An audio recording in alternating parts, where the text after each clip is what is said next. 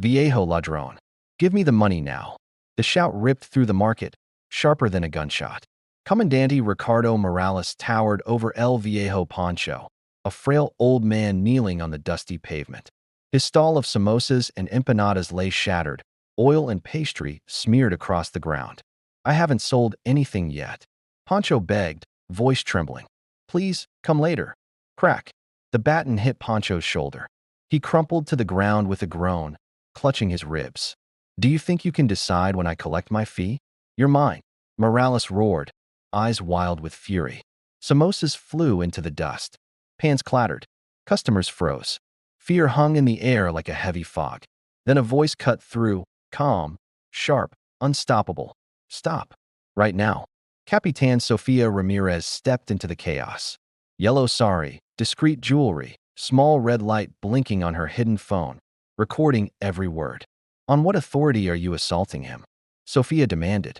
Morales turned, sneering. Who are you to tell me what to do, woman? Someone who won't let you rob the poor in broad daylight. He laughed cruelly, raised his baton, and swung at her. Sofia caught it midair, twisting his wrist, forcing him to drop it. The crowd gasped. This is the people's street, not yours, she said, stepping between him and Pancho. Morales stumbled back, rage burning in his eyes. You'll regret this. Sofia's voice didn't waver. No, you will. Pancho, trembling and covered in dust, whispered, They'll come back. Not today, Sofia said. Go home. You owe them nothing. Morales kicked the ruined cart in frustration, smashing what remained of Pancho's goods. He barked orders at his officers, but they froze, unsure what to do. The market held its breath. Fear, yes, but also awe. Someone had finally fought back. And in that instant, a name was whispered in terrified awe. Capitán Sofia Ramirez. Morales stormed off, plotting revenge. Pancho stayed on his knees for a moment, then rose, clutching his hands together, not in fear, but in relief. The fight had begun, and the city would never forget who had started it. The police station reeked of stale coffee, sweat, and fear. Inside, the fluorescent lights flickered over worn tiles. Every officer knew the hierarchy. Comandante Morales ruled with brutality, and official Mayor Mateo Vargas was his loyal shadow. Sofia entered, yellow sari hidden beneath a crisp jacket now, the small red light of her recording app still blinking. Her steps were deliberate, confident, yet silent alarms tripped in her mind. Madam, what brings you here? Vargas asked, his voice oily, eyes cold. I'm filing a report, Sofia said, her words sharp, cutting. Against Comandante Ricardo Morales. He assaulted an elderly vendor today in the market, destroyed his stall, and threatened me when I intervened. I demand action. Vargas leaned back, smirking. Do you know who you're speaking against? The Comandante doesn't take reports from civilians or women who think they matter. Then I am no civilian, Sofia said, voice low, hard. I am a police officer. And today, you will do your job, or I will make sure everyone knows your cowardice. He laughed, sharp and bitter. Job? My job is to protect the department, not some old man selling empanadas. Don't lecture me. Go home. Go home. Sofia's eyes narrowed. Do you call ignoring crime, intimidation, and corruption doing your job? Vargas's smirk faltered. He gestured to two junior officers. Escort her out. She's causing trouble. Before they could move, Sofia pressed the small button on her phone. Everything you say is being recorded. The officers froze. Vargas's face went pale, just a shade. He barked, Turn that off. I'll have you arrested. You can try, Sofia said. But every word, every threat, every refusal to act, already captured. Vargas leaned forward, voice dropping to a hiss. Do you understand what you're doing? One wrong step, and you're finished. You can't even imagine the power behind Morales. Sofia didn't blink. Power doesn't mean immunity. Not from me. Not from the law. And certainly not from the people. At that moment, a young officer, barely out of the academy, slid a small USB across the counter toward Sofia. His eyes darted nervously. Take this, he whispered. I can't stop them, but this. It's everything. CCTV footage from the market. Morales beating Pancho. Vargas refusing to act. Sofia's lips curved slightly. Courage rarely comes without fear. Thank you. Vargas slammed the desk with both hands. Do you think this will save you? No one defies us and lives without consequences. I'm not asking to live, Sofia said coldly. I'm asking to see justice done. The tension in the room thickened. Every second felt like a countdown to violence. Morales would retaliate. Vargas would obstruct. But Sofia, steady, prepared, unshakable, was already steps ahead. This station, she said, voice resonating across the silent room, is a den of wolves. And every wolf will answer for its prey. The junior officer blinked rapidly, panic and hope warring in his eyes. She isn't bluffing, he whispered. Sofia turned, phone in hand, eyes locked on Vargas. Do your duty. File the report, or I will make sure every shred of evidence you try to hide will be public by tomorrow morning. Every citizen, every journalist, every media outlet will see exactly what you are. Vargas swallowed hard, the first real crack in his arrogance. You can't. Watch me, Sofia said. The room trembled, not with physical force, but with the quiet certainty of reckoning. For the first time, the wolves were on notice. And Ciudad Esperanza would soon learn that the bite of corruption could be fought. The city's heartbeat was a low, angry thrum as Sofia slipped through shadowed alleyways back to her safe house. Her sari now replaced by a nondescript jacket and slacks, phone clutched tightly, recording still live. Every footstep echoed against the walls. She was hunted, but determined. Inside her apartment, screens flickered with grainy footage. CCTV from the market, the battered cart, Poncho's trembling hands. Morales striking, shouting, threatening.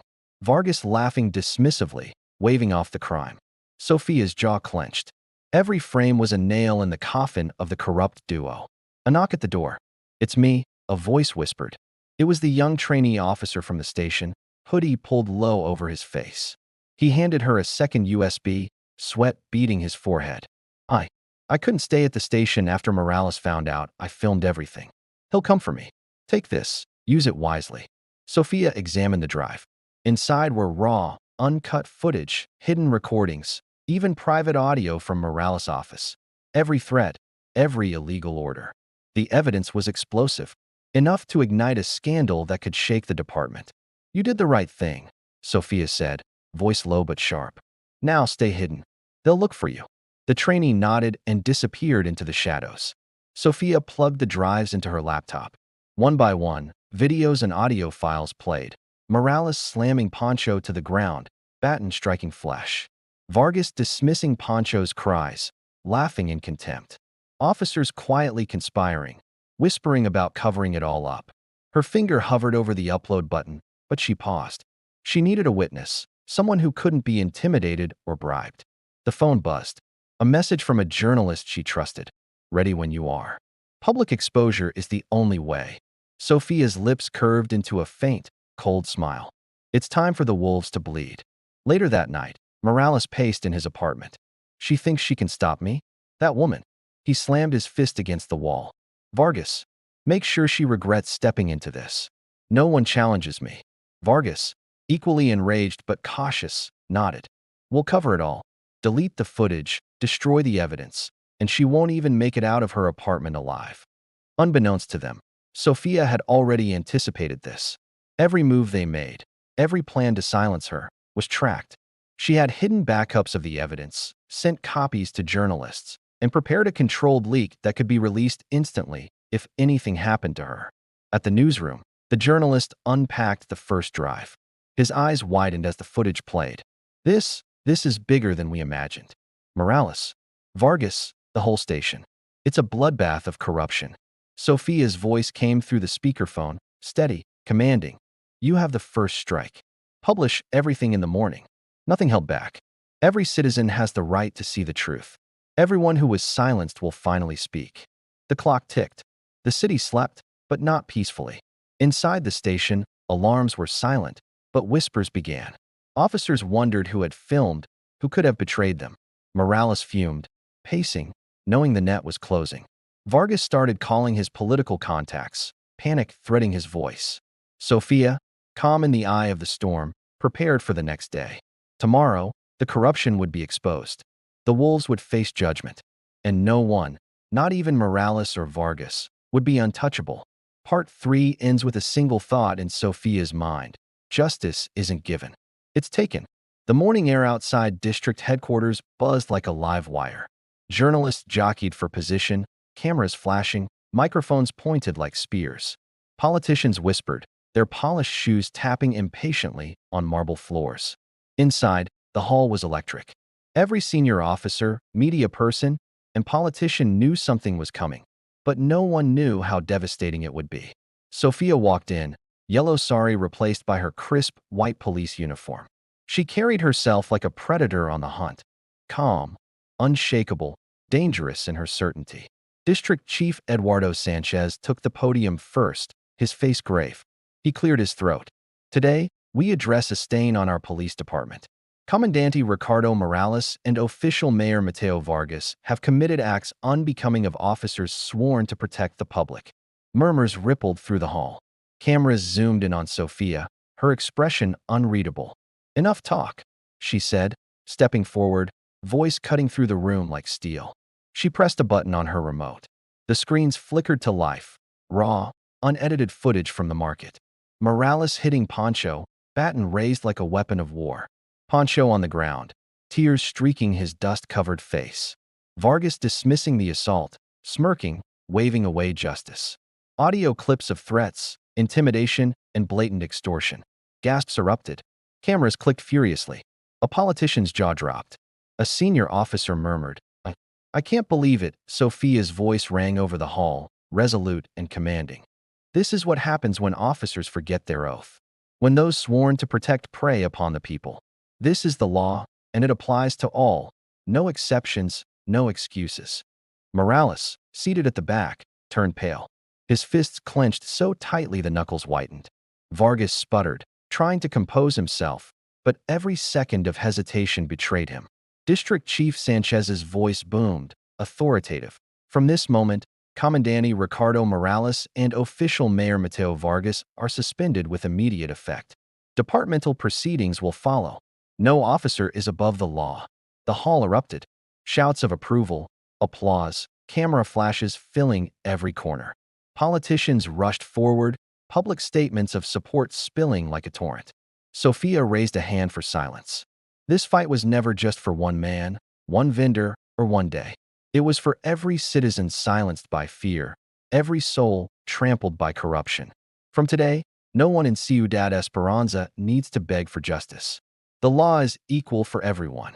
Morales and Vargas were escorted out under heavy guard, their faces a mix of shame, fury, and disbelief. The press followed every step, recording every expression. Outside, the crowd waiting on the steps of the headquarters erupted in cheers. Vendors who had feared retaliation smiled. Some wept quietly.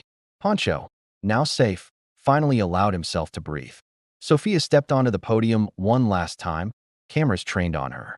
Her eyes scanned the crowd, piercing and unwavering. Let this be a warning. Corruption will not hide.